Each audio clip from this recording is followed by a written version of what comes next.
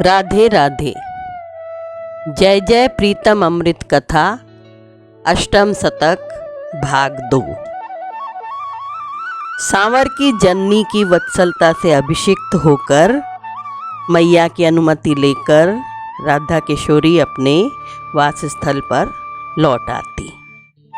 उसे दसों दिशाओं में सांवर ही सांवर दिखते, बाह्य ज्ञान उसमें नहीं रहता था। पगली सी हुई आवास के बाहर बैठ जाती। अब नूतल रंग स्थल का सरोवर तट पर द्वितीय पट के उद्घाटन का समय हो जाता। वन जाने से हुए वियोग की अग्नि सहसा अपनी क्रीड़ा का विस्तार करती। लीला आरंभ होती। राधा का हृदय जलने लगता और सखियां उसे संभालती थीं।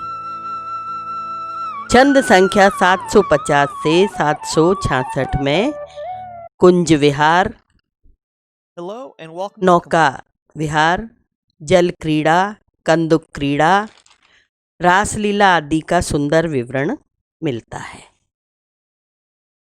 गिरिराज पर्वत परिसर का सुंदर वन, जिसमें 8 कुंज हैं, उनमें किसी एक कुंज में सखियां राधा किशोरी को ले आती। वहीं वे नील सुंदर की प्रतीक्षा करती। एक एक पल युग सा लगता। जब राधा किशोरी की 10वीं दशा होने लगती, तब नील सुंदर सरोवर के तट पर आ जाते। जब दोनों का मिलन होता तो रस सागर चढ़ने लगता। उसकी ऊंचाई नापी न जा सकती। सखियों की आंखें उस रस समुद्र में डूबी रहती। उन कुंजों की द्रुमलताएं तब से जड़िमा पूरित बनी हुई हैं। अब बाला को लेकर सांवर दोनों सरोवरों की परिक्रमा सी करते। वे सरोवर प्रीतमा के भावों से विभावित रहते हैं। इनकी सुंदरता का चित्रण करना मुश्किल है। वह गौर नील दंपति नौकारोहण करके हंस हंस कर सरोजवन की फेरी देने लगते। सौरभमय कमलों को स्पर्श कर सुखदान करते।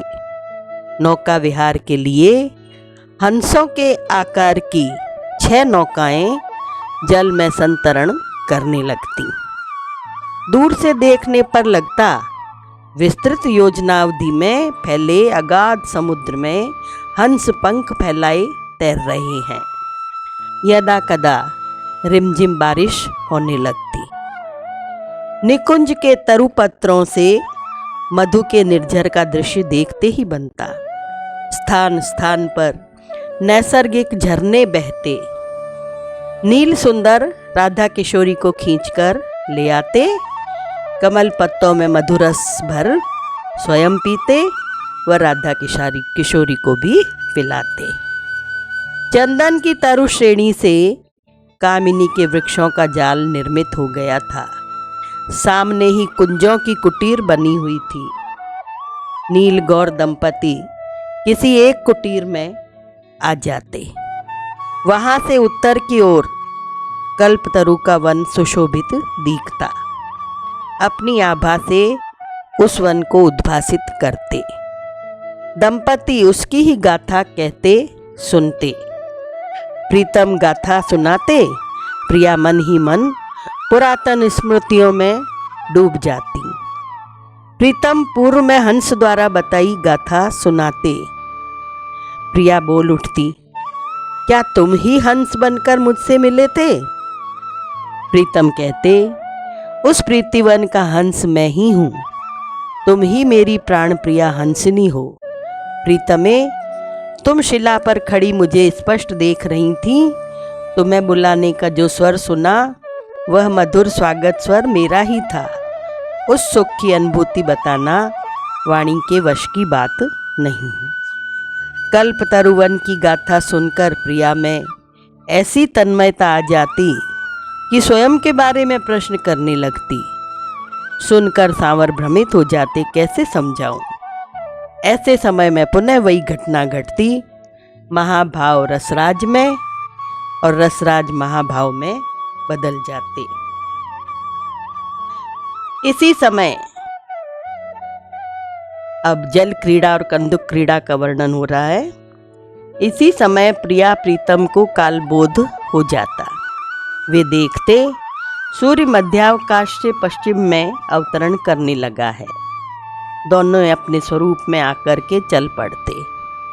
सामने ही राधा कुंड उन्हें निमंत्रण देता प्रतीत होता। किशोरी जल का स्पर्श करती।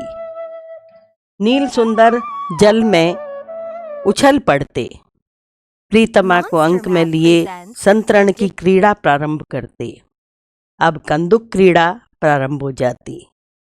ललिता संकेत से 4 हंसाकृति नौकाओं में सवार फूलों की गेंदों से भरी टोकरियां जल में तैरा देती। प्रिया प्रीतम शिलाखंड पर आसीन हैं। सखियां तैर कर आकर उन्हें घेर लेती हैं। कंदुक क्रीड़ा प्रारंभ हो जाती है।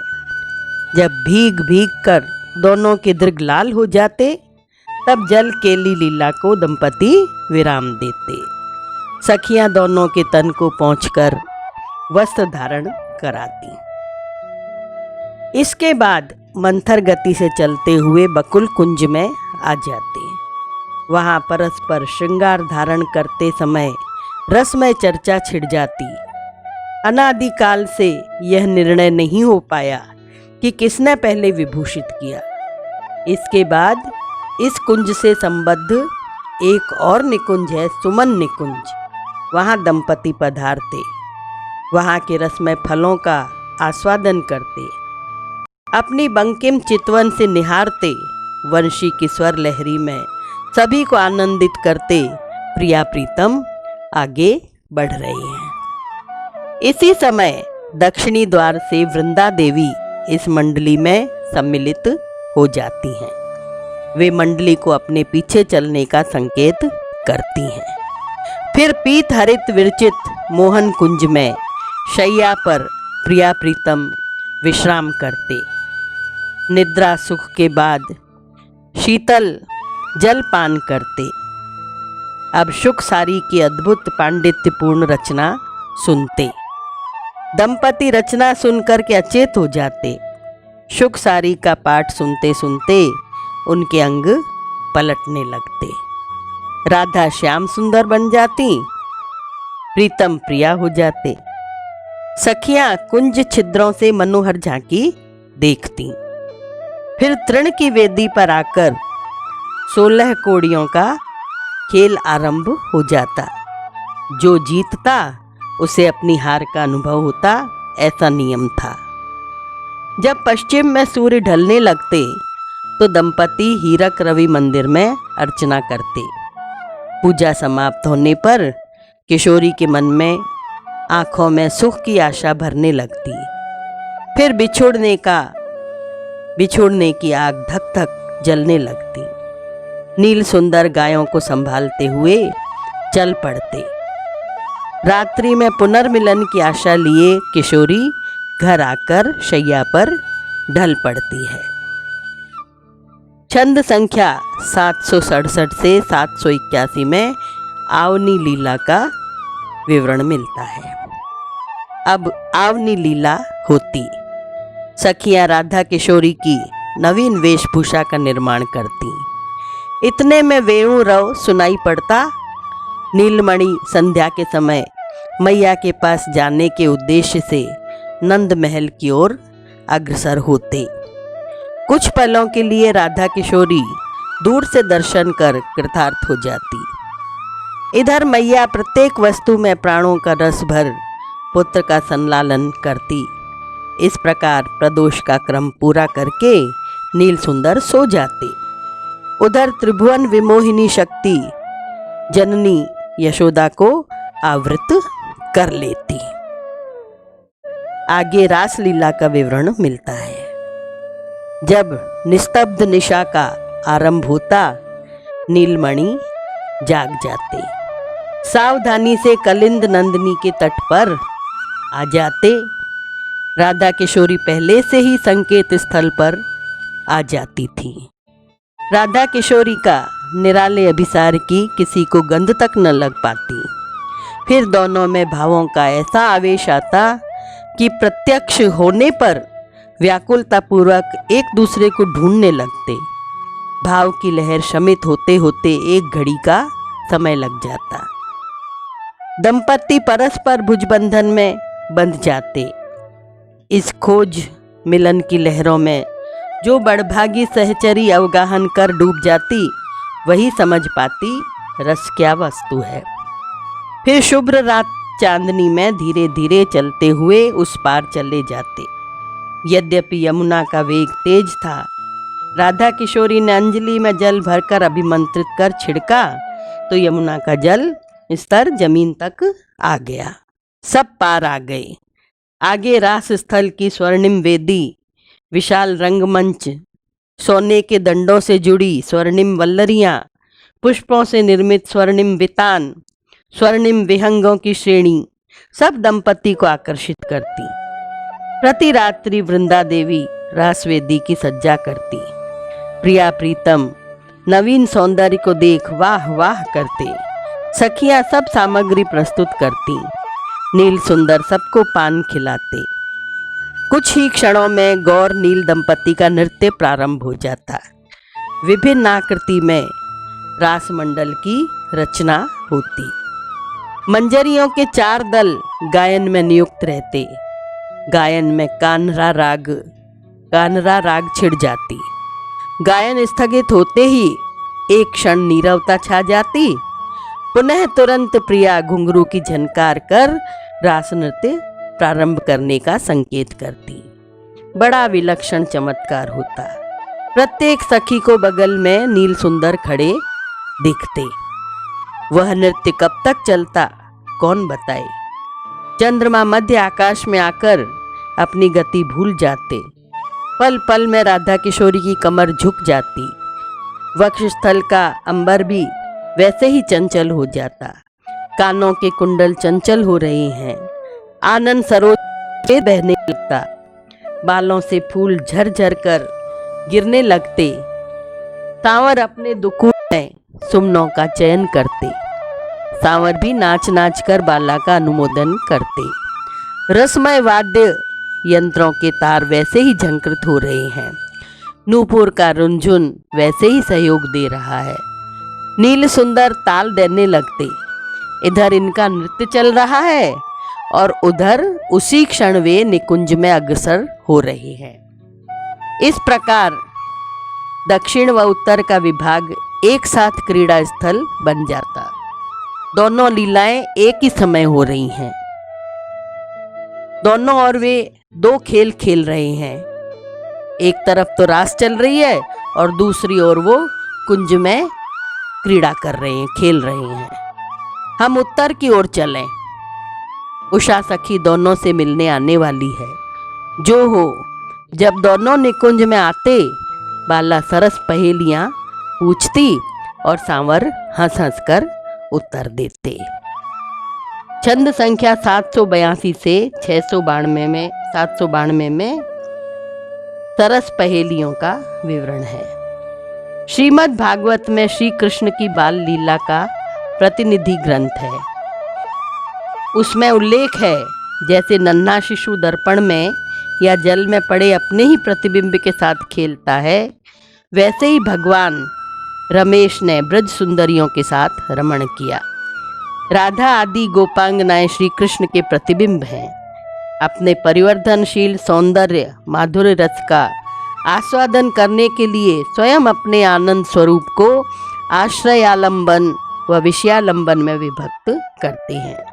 लीला भावनानुसार गोष्ठ व कुंज में अनंत गोपियों व मंजरियों की सत्ता पृथक पृथक स्वभाव, नाम व रूपों में रहती है। पर रसोपरांत निभृत निकुंज में जब राधा माधव एकांत में शयन करते हैं तो अष्ट सखियां व मंजरियां श्री राधा के विभिन्न अंगों व आभूषणों आदि में विलीन हो जाती हैं, जहाँ जहाँ उनका उद्भव होता है। रास के पश्चात राधा माधव को वृंदा देवी कुंज के मध्य भाग में स्थित शैया में शयन करा के अपने कुंज में चली जाती हैं। सखियां व मंजरियां भी अपने कक्षों में चली जाती हैं। यह सब लीला क्रमानुसार होती है। वास्तव में सभी सखियां श्री राधा के अंगों व आभूषणों में ही समाहित होती हैं। वृंदा भी भगवान के नीले प्रकाश में विलीन हो जाती है।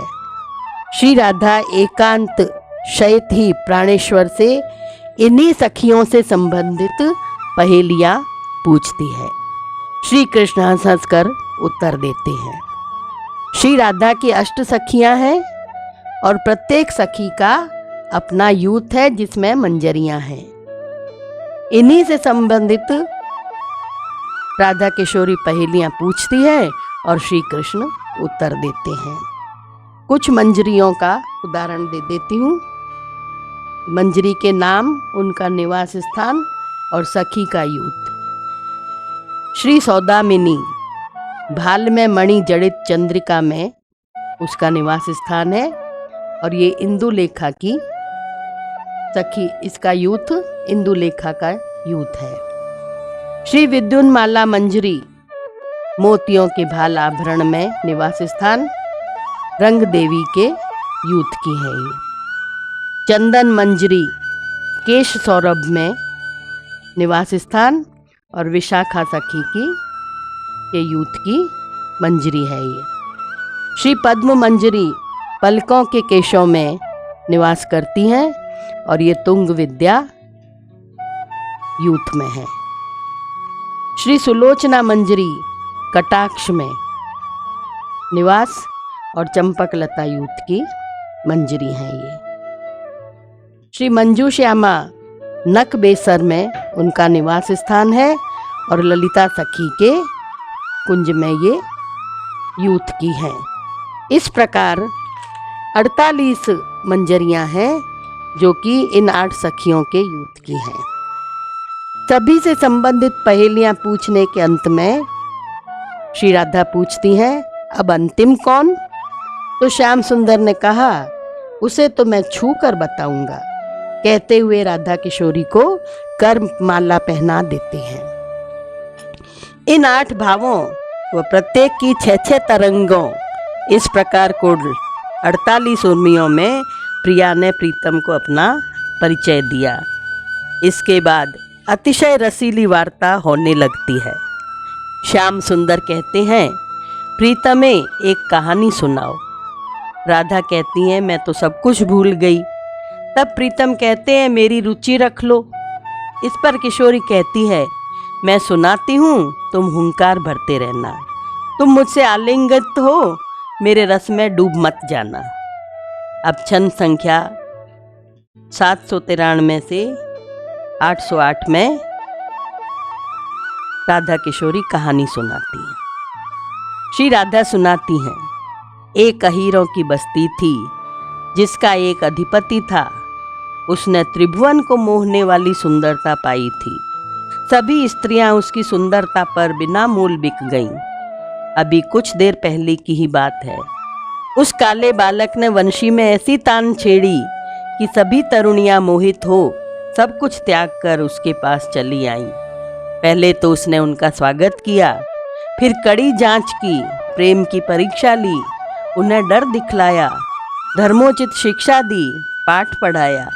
बालक की बात सुनकर उनके प्राणों में टीस चलने लगी। रो रो कर उन्होंने उत्तर दिया। परीक्षा में खरी उतरी। फिर तो बालक को करुणा आ गई। बालक ने उनकी इच्छा पूर्ण कर दी। पर प्रीति की रीति निराली है। बालक वहीं छिप गया। एक छोरी थी, उसमें उसका मन फंसा था। वह गोरी थी, राजा की बेटी थी, जिसके तन में सूर्य का तेज था। वह बालक उस छोरी को लेकर के भाग चला। उसे उस छोरी का मुख म्लान दिखने लगा। किसी के सौंदर्य में सामर्थ्य नहीं थी जो उसे रोक ले। उधर छोरी का स्वभाव ऐसा था कि वह सब कुछ भूल जाती थी। बालक के अंक में विराज रही थी तो भी उसे लगा बालक छोड़ चला है। वियोग की 2 सरिताएं विभिन्न दिशाओं में उमड़ चलीं। उस बालक के हृदय पट पर दोनों प्रवाहिनी की ध्वनि गूंज रही थी। हाय रे, उस समय उस महामोहन के पदों पर कोई चोट न लग जाए जिसे भय से हम हृदय में धारण करती हैं। पर हाय, उसकी क्या दशा हो रही होगी। घोर अंधेरा है, भूमि पत्थर के तीक्ष्ण कणों से भरी है। जैसे ही करुण विलाप सुना, बालक हंसता हुआ प्रकट हो गया। उन सुंदरियों को कैसा अनुभव हुआ, कोई नहीं बतला सकता। उसके पश्चात परम मनोहर नृत्य का आयोजन हुआ। गौरवर्णा छोरी नाची, बालक का नृत्य हुआ, सब तरुणियां नाची, आनंद के समुद्र को तरंगित करने लगी। इस कहानी का एक ही अंश याद है, बाकी सब भूल गई। बाला इतना कहकर रुक गई। सांवर बोले, आगे मैं याद करा दूं। बाला अन्य मनस्का होकर के बोली, क्या करना है प्रीतम, तुम थके हो, विश्राम करो। कहते हुए उनकी आंखें झपकने लगी। उधर नील सुंदर के नेत्र भी निमीलित होने लगे। दोनों की भावमयी समाधि लग गई। अब गौर नील दंपति इसी ओर आ रही हैं। अचानक किशोरी की आंख खुल गई। ये सपना ही देख रही हैं किशोरी। उनकी आंख खुली, उन्हें तो पुनः क्रंदन करना है। जो हो, राधा किशोरी का यह स्वप्न भी बदल गया। यह सदा का नियम है, सुख के दिन थोड़े ही होते हैं। यद्यपि दुख बीज ही है उस सुख का जो नित्य है, सनातन है। पर एक बार तो राधा किशोरी का हृदय शूलों से छिद गया। आगे है ज्वाला, अंधकार, स्वाहा। राधे राधे, राधे राधे, राधे राधे, राधे राधे।